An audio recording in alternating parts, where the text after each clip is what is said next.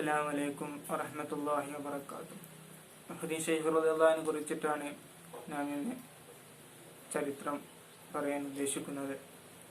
മുഹദ്ദിസ് Sheikh റളിയല്ലാഹു അൻഹു ഇൽമു പഠിക്കുവാൻ വേണ്ടി ഉമ്മയുടെ അടുക്കൽ ചെന്നു. ഉമ്മ മുഹദ്ദിസ് ശൈഖ് റളിയല്ലാഹു അൻഹുവിന് 40 ദിർഹം കൊടുക്കുകയും മുഹദ്ദിസ് ശൈഖ് റളിയല്ലാഹു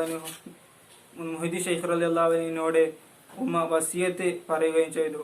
നീ ഒരിക്കലും കളവ് പറയരുത് എന്ന് പറഞ്ഞ് ഉമ്മ മുഹദ്ദിസ് ശൈഖ് റളിയല്ലാഹു അൻഹുവിന്റെ വസ്ത്രത്തിൽ തുന്നി പിടിപ്പിക്കുകയും ചെയ്തു.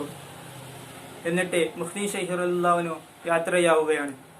മുഹദ്ദിസ് ശൈഖ് റളിയല്ലാഹു അൻഹു കാട്ടിലൂടെ യാത്രയായി അങ്ങനെ ഇരിക്കുമ്പോൾ മുഹദ്ദിസ് ശൈഖ് റളിയല്ലാഹു അൻഹുവിനെ കൊള്ളസംഘം കാട്ടിൽ വെച്ച് പിടികൂടുകയാണ്. മുഹദ്ദിസ് ശൈഖ് റളിയല്ലാഹു അൻഹുവോട് കൊള്ളസംഘം ചോദിച്ചു, നിന്റെ അടുക്കൽ എത്ര ദിർഹമുണ്ടെന്ന് ചോദിച്ചപ്പോൾ മുഹദ്ദിസ് ശൈഖ് റളിയല്ലാഹു അൻഹു പറഞ്ഞു, എൻ്റെ അടുക്കൽ 40 ദിർഹമുണ്ട് എന്ന് മുഹദ്ദിസ് ശൈഖ് റളിയല്ലാഹു അൻഹു കൊള്ളസംഘത്തോട് പറയുകയാണ്.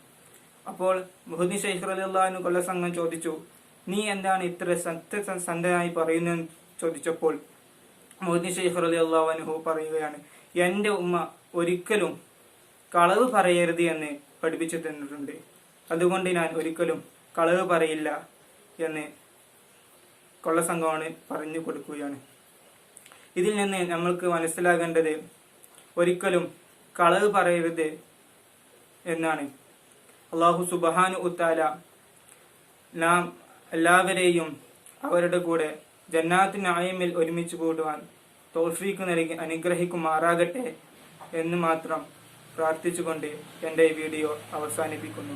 അസ്സലാമു അലൈക്കും വറഹ്മത്തുള്ളാഹി വബറകാതുഹു.